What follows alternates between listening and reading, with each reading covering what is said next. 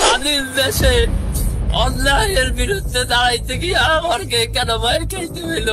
আমার সাথে এরকম একটা কাণ্ড করছে প্রথম আলো, তখনই তারা হচ্ছে এটা থেকে একটু পিছপা হয়ে আসে। আমাদেরকে দিয়া কুকুরের মতো পিটাইছিল, কুকুরের মতো পিটাইয়া আমাকে তেজগাঁও থানাতে রেখে গেছে। শেখ হাসিনা চাইতো শক্তিশালী প্রথম আলো, ইন্টেনশনালি আমরা যারা ভারতের বিরুদ্ধে যাচ্ছি আমাদেরকে শেষ করে দিচ্ছে। প্রথম আলো শুধুমাত্র ক্ষমা না, প্রথম আলো বন্ধই করে দেওয়া উচিত সরকারের তরফ থেকে।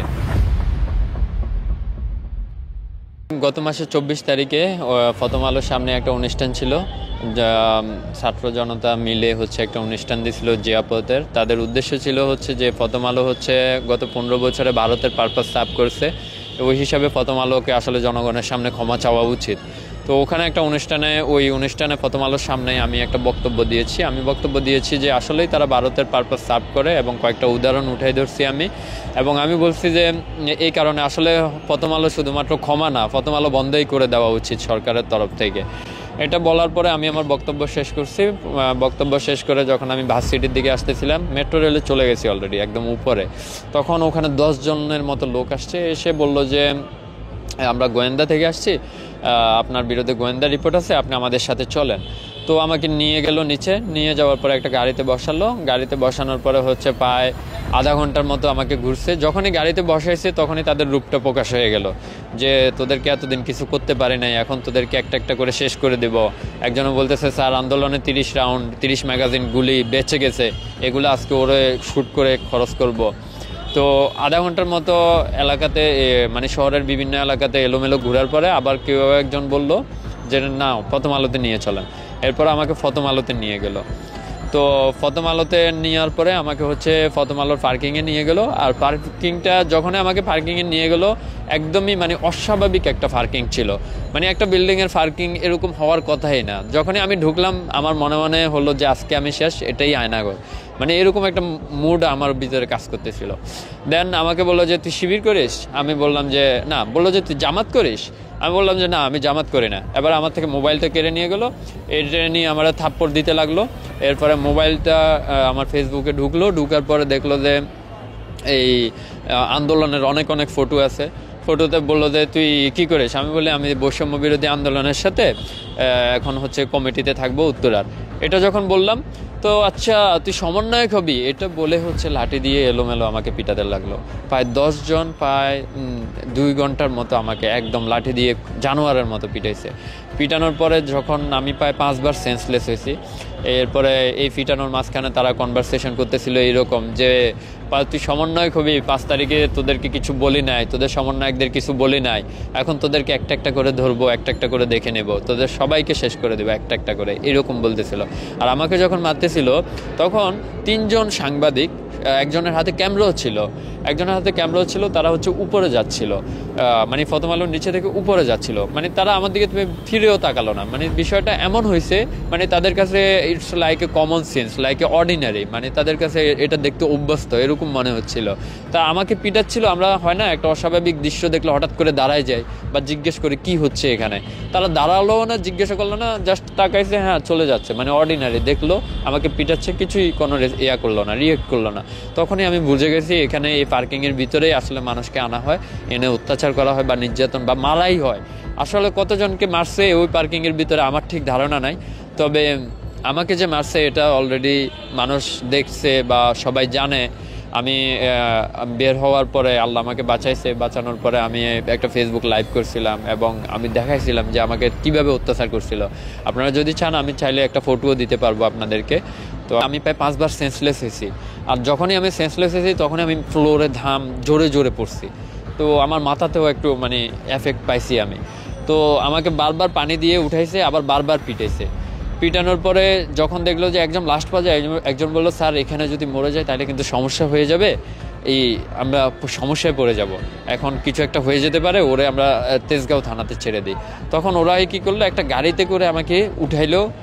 তখন তো আমি আর দাঁড়াইতে পারি না, বসতে পারি না, আমাকে একটা গাড়িতে লাশের মতো উঠাই হচ্ছে আমাকে তেজগাঁও থানাতে নিয়ে আসলো। তেজগাঁও থানাতে এনে আমাকে হচ্ছে তেজগাঁও থানাতে যখন ঢুকলো পুলিশের কাছে দিয়ে হচ্ছে ওরা হচ্ছে কি যেন কি বলে চলে গেছে। তখন পুলিশের এসআই বা ওসি যিনি ছিল দায়িত্বরত, উনি হচ্ছে আমার কন্ডিশনটা দেখলো যে খুবই খারাপ, মানে এই মুহূর্তে যদি আমার ট্রিটমেন্ট না হয় আমি এই মুহূর্তে মারা যাব। তখন এটা দেখে উনি একটা ভিডিও নিল, উনি বললো যে দেখো তোমাকে এই গোয়েন্দা সংস্থার লোকেরা নিয়ে আসতে, আমি এই সম্বন্ধে কিচ্ছু জানি না, ঠিক আছে, এই কথা বলে একটা ভিডিও নিল ওনার মোবাইলে এবং আমাকে বললো যে তুই একটা কাগজে স্বাক্ষর দে, আমি তোকে এক্ষুনি ছেড়ে দিব। তো আমি কোনো রকম কাগজে একটা স্বাক্ষর দিছি এবং কোনো রকম ওখান থেকে বের হয়ে আমি হচ্ছে থানার সামনে আসলাম এবং রাস্তাতে এসে পড়ে গেলাম। পড়ে যাওয়ার পরে হচ্ছে 2-3 জন সিএনজিওয়ালা আসলো, আমার মুখে পানি মারলো। পানি মারার পরে আমি উঠলাম, ওঠার পরে আমি বললাম যে আমাকে একটু সাহায্য করেন, আমাকে একটু নিয়ে যান হসপিটালে। তখন ওরা আমাকে উঠাইলো, হসপিটালের উদ্দেশ্যে নিয়ে আসলো। তো ভিতরে আমি ভাবছি ঢাকা মেডিকেলে যাব, কিন্তু তখন আমার মনে হচ্ছিল কি ওরা যা বলছিল যে তুই বাইর হয়ে যদি কাউরে কিছু বলিস আমি কিন্তু আমরা কিন্তু এসে তোকে শ্যুট করে দিব। তো আমি হচ্ছে বাইরে যখন আমার হোশ ফিরছে তখন হচ্ছে আমি ফেসবুকে একদম একটা লাইভে বলে দিছি যে হ্যাঁ আমার উপরে অনেক অত্যাচার করছে প্রথম আলো। দেন এটা বলে তো আমি একটু কনফিউশনে ছিলাম যে আমি যদি ঢাকা মেডিকেলে যাই বা ওরা যদি এসে আমাকে শ্যুট আউট করে দেয় বা সামথিং এলস, তো আমি হচ্ছে আমার এরিয়াতে চলে গেলাম। আমার এরিয়া হচ্ছে উত্তরা। আমি সিএনজিওয়ালাকে বললাম, উনি উত্তরাতে নিয়ে গেলো বাংলাদেশ মেডিকেল, ওখানে ভর্তি হলাম। ভর্তি হয়ে রাতেই আমি চিকিৎসা নিলাম। চিকিৎসা নিয়ে হচ্ছে আমি রাতেই হচ্ছে মোবাইল টোবাইল অফ করে দিয়ে আমি 2-3 দিনের জন্য একটা সেভ হাউসে চলে গেলাম। 10-12 জন লোক গেছে এবং থানার পরিচয় দিছে, পুলিশের পরিচয় দিছে, তাও সিভিল। থানার পরিচয় দিয়ে হচ্ছে ওরা হচ্ছে গিয়ে ওখানে আমার ব্যবসাতে ছোটোখাটো হাঙ্গামা করে আসলো। এরপরে আমার ছোটোখাটো ব্যবসাটা আমি বন্ধ করে দিলাম। বাধ্য হয়ে আমি বুঝে গেছি আমি এখানে একদমই নিরাপত্তাহীনতায় আছি, বন্ধ করে দিলাম। কেননা ওরা যখন আমাকে মারতেছিল 24 তারিখে ওরা বলছিল যে দেখ তোদেরকে 5 তারিখে কিছু করে নাই, তোদের সমন্বয়কদেরও কিছু করে নাই, তোদেরকে এখন একটা একটা করে ধরবো, একটা একটা করে শেষ করব। যখন ওরা এই কথাটা বললো না তখন অ্যাকচুয়ালি আই এম সারপ্রাইজ, মানে আমি একদম সারপ্রাইজ হয়ে গেছি। তার মানে কি আসলে ওরা আমাদেরকে শেষ করে দিবে? আর রিসেন্টলি যখন দেখলাম যে আমার প্রায় 3 জন নাকি 4 জন বা এই প্রাইভেট ইউনিভার্সিটির গুপ্ত হত্যার শিকার হয়েছে, তখন আসলে বিষয়টা একদমই পরিষ্কার। ওরা আসলে আওয়ামী লীগ পন্থী টাইপের, মানে একদম চরমপন্থী টাইপের আওয়ামী লীগের মধ্যে হয় না কিছু লোক চরমপন্থী, কিছু লোকের ভিতরে তো একটু মানবিকতা কাজ করে, বাট ওই লোকগুলো মানে আওয়ামী লীগের জন্য চরমপন্থী। চাই আওয়ামী লীগ মানে আমাদেরকে মেরেও ফেলক, তাদের কিছু যায় আসে না। আমার একটা ফ্রেন্ড আছে সিএমএম কোর্টে, এরপরে আমার আরও কয়েকজন ফ্রেন্ড আছে হাইকোর্টে। আমি তাদের সাথে আলাপ করছি, ইভেন যমুনা নিউজ থেকে শুরু করে যতগুলো এটিএন নিউজ সবার সাথে আমি আলাপ করছি। আলাপ করে আমার বিষয়টা আমি উপস্থাপন করছি তাদের কাছে। উপস্থাপন করে ইন দ্য মিডল টাইম যখনই আমি বলি যে আমার সাথে এরকম একটা কাণ্ড করছে প্রথম আলো, তখনই তারা হচ্ছে এটা থেকে একটু পিছপা হয়ে আসে। মানে নিউজটা তারা ঠিকই কালেক্ট করছে কিন্তু তারা পাবলিশ করে নাই, কেননা ওইখানে প্রথম আলো ইনভলভ। এবং তাদের যখন আমি এই অবস্থানটা দেখলাম, আমার বন্ধু সিএমএম কোর্টে সে ইন্টার্নিং করতেছে। আমার বন্ধু বলতেছে যে এমাজ এই মুহূর্তে আনস্টেবিলিটি সব কিছু, এই মুহূর্তে মনে করো প্রথম আলোর বিরুদ্ধে কোনো অ্যাকশন নেওয়া যাবে না। তো আমার বন্ধু সিএমএম কোর্ট থেকে আমাকে এটা বলতেছে। কাজল স্যারের বেঞ্চ হাইকোর্ট থেকে, ওই যে সম্ভবত সেক্রেটারি, হ্যাঁ কাজল স্যারের বেঞ্চ থেকে আমাকে বললো যে এখন তো আনস্টেবিলিটি নেই, এই মুহূর্তে আসলে প্রথম আলোর এগেনস্টে অ্যাকশন নেওয়া খুব একটা ভালো হবে না বা এইরকম বলতেছে, বুঝে না পারে। তখন আমি বুঝে গেলাম হোয়াট দ্য হেল। মানে আমার কাছে তখন এটাই মনে হচ্ছিল যে আসলে শেখ হাসিনাকে আমরা সরাই ফেলছি, শেখ হাসিনার চাইতো শক্তিশালী প্রথম আলো। আমার তো এখন এটাই মনে হচ্ছে। ইভেন আন্দোলনের সময় আমাকে উত্তরা থেকে সম্রাটের লোকেরা তুলে নিয়ে গেছিলো, আমাকে এবং আইবির আরও কিছু ছাত্রছাত্রীকে নিয়ে গিয়ে আমাকে বসুন্ধরা নিয়ে পিটাইছে। ওটা তো যাক আন্দোলনের সময় ছিল, নিয়ে পিটাইছে, আবার ছেড়ে দিছে, বেঁচে গেছি। ওটা আন্দোলনের সময় ছিল, আমরা জিতে গেছি, শেখ হাসিনা চলে গেছে, ওটা না হয় মেনে নিলাম। কিন্তু ভাই স্বাধীন দেশে এটা আমার রক্ত দিয়ে আসা দেশ, ঠিক আছে, আমার ভাইদের রক্ত দিয়ে আসা দেশ। প্রতিটা আন্দোলনের হাজার হাজার ফটো ভিডিও প্রতিটা আন্দোলনের আছে।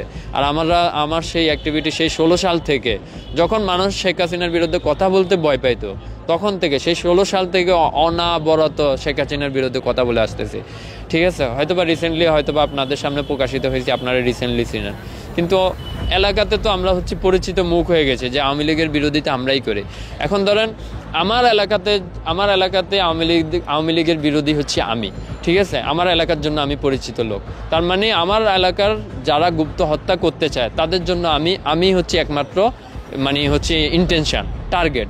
ঠিক আছে, তারা তো আর এসে সাজিদ ভাইয়ের বিরুদ্ধে অ্যাকশন নেবে না, কিন্তু তারা এটা চালাবে। আপনি দেখেন যারা আমি তো মনে করি আমাদের যারা সমন্বয়ক যারা আছে তারা হচ্ছে প্রথম সারির সমন্বয়ক, তারা ফেস ভ্যালুর কারণে তারা এখন বেঁচে যাবে, আপাতত বেঁচে যাবে, এবং আমি চাই তারা বেঁচে থাকুক, আমি চাই সেটা। কিন্তু তাদের পিছনে আমরা যারা ছিলাম, সেকেন্ড সারির যারা আমরা ছিলাম, প্রায় 4 লাখ লোক আমরা ছিলাম ওই দিন গণভবন ঘেরাওতে, বঙ্গভবন ঘেরাওতে, সংসদে আমরা ছিলাম। এই 4 লাখ লোক বিভিন্ন জায়গায় পরিচিত, ধরেন আমি আমার এলাকাতে পরিচিত, সুতরাং আমার এলাকার আওয়ামী লীগ যে আছে তার এগেনস্টে টার্গেট হচ্ছে আমি, সুতরাং সেই এলাকা থেকে যদি গুপ্ত হত্যা চালাতে চায় আমাকেই শেষ করে দিবে। দেখেন ভিন্ন জায়গায় 3জন 4জন প্রাইভেট ইউনিভার্সিটির ভিন্ন জায়গায় ভিন্ন প্লেসে খুন হয়েছে, কিন্তু ইন্টেনশনটা দেখেন 4 জনের, আপনি ফেসবুক ঘুরে দেখেন, ফেসবুক প্রোফাইল দেখেন, দেখবেন যে একটা না একটা পোস্ট আছে রিসেন্টলি ভারতের বিরুদ্ধে। তো এটা তো বোঝাই যাচ্ছে ইন্টেনশনালি আমরা যারা ভারতের বিরুদ্ধে যাচ্ছি আমাদেরকে শেষ করে দিচ্ছে, ইভেন স্টিল নাও। আমার চাওয়াটা বাদ দিলাম, একজন যোদ্ধা হিসাবে আমি বলবো যে আমার উপরে অত্যাচার হয়েছে, আমি এটা চাই, সেটা আমি বলতে চাই না। আমি শুধু এই সরকারকে বা এই জনগণকে আমি মনে করাই দিতে চাই, দেখেন আমার একজন ভাই আইনজীবী চট্টগ্রামে খুন হয়েছে, ওনার নিউজটা প্রথম আলো কীভাবে করলো? হেড অফ দ্য লাইনটা দেখেন, সংঘর্ষের কারণে হচ্ছে আইনজীবী নিহত। আমরা বর্তমান জেনারেশন যারা আছি আমরা খবর পড়তে অভ্যস্ত, কিন্তু আমরা কি খবর পড়তে অভ্যস্ত? আমরা হচ্ছে খবরের হেডলাইন পড়তে অভ্যস্ত। আপনি দেখেন তাদের হেডলাইনটা দেখে কিভাবে বুঝার কোনো আছে, বুঝার কোনো আছে যে এখানে কি হয়েছিল। একটা হেডলাইন করলো, একটা গণমাধ্যম যদি মানুষকে হচ্ছে ইন্টেনশনালি যদি একটা মানুষকে অন্য রাস্তায় প্রবাহিত করার জন্য যদি এরকম একটা হেডলাইন করে যে সংঘর্ষের কারণে আইনজীবী নিহত, তাহলে তো মানুষ সেটা বুঝতে পারবে না।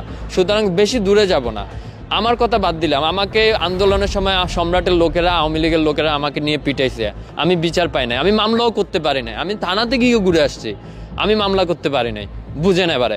আমি উত্তরা থানাতে গেছি, আমাকে বলছে যে এটা আপনাকে পিটাইছে কোথায়, আমি বললাম যে আমাকে বসুন্ধরাতে নিয়ে গিয়ে পিটাইছে, বলতেছে যে প্লেস অফ ক্রাইম যেটাখানে হচ্ছে আপনাকে মারা হয়েছে ওইখানে গিয়ে আপনাকে পিটানো হয়েছে। আপনি বলেন ইজ ইট সেন্সিবল? এটা কোনোভাবে কি সেন্সিবল হইতে পারে? আমাকে একজন লোক আমার এলাকা থেকে উঠাই নিয়ে আমাকে অন্য একটা এলাকাতে নিয়ে মারছে, এখন কি আমি ওই এলাকাতে গিয়ে ওই এলাকার জন্য আমি নিরাপদ? ওই এলাকাতে গিয়ে মামলা করা আমার দ্বারা পসিবল? তাহলে এই যে প্রতিটা জায়গায় আমাদেরকে হেনস্থা করা হচ্ছে শুধুমাত্র আইনের দোহাই দিয়ে আমি উত্তরাতে একটা মামলা পর্যন্ত করতে পারি না, যাক করতে পারি নাই, আমার আফসোস নাই, কারণ আন্দোলনের সময় আমার ভাইয়েরা মরে গেছে, আমি তো মায়ের খেয়েছি, আফসোস নাই। কিন্তু স্বাধীন দেশ রে ভাই, স্বাধীন দেশে অন্যায়ের বিরুদ্ধে কথা বলতে এসে যদি এরকম একটা মাইর খেতে হয় তাইলে তো হইলো না। আর অন্যায় প্রথম আলো যে অন্যায় করছে এটা বেশি আমাকে দিয়ে উদাহরণ দেওয়ার দরকার নাই। আমার ভাই আইনজীবী খুন হয়েছে, তার নিউজটা কিভাবে করতে পারলো? শুধুমাত্র মিসলিডিং করার কারণে। আমি জনগণের সামনে জানতে চাই, মিসলিডিং করার কারণে একটা গণমাধ্যমের বিরুদ্ধে অ্যাকশন নেওয়া যায় কি না? হ্যাঁ অথবা না। একজন সেন্সিবল পার্সন, আমি প্রায় 10টা দেশ ঘুরে আসছি বিদেশে, আমি জানি একটা গণমাধ্যম কখনো নিউজ হেডলাইন দিয়ে মিসলিডিং করতেই পারে না। যদি করেও বাই মিস্টেক করেও সেটা নিয়ে অন্ততপক্ষে একটা কমিশন গঠন হয়ে যাবে, সেটা নিয়ে একদম মানে পুরো আন্দোলন হয়ে যাবে, এটা সম্ভবই না। এটা নিয়ে অন্ততপক্ষে জবাব দিতে হবে। আর আমাকে মারার পরে পর্যন্ত তারা একটা জবাব পর্যন্ত দেয় নাই, বুঝেন এবারে। আমি এখন তো একদমই নিরাপত্তাহীনতা, আমি উত্তরাতে থাকি না, এখন বেশিরভাগ বিশ্ববিদ্যালয় এরিয়ার আশেপাশেই থাকি। আমি অন্ততপক্ষে এখানে থাকলে নিজেকে সেফ মনে করি, but I am not a safe for in Bangladesh, এটা তো বুঝে যাচ্ছে।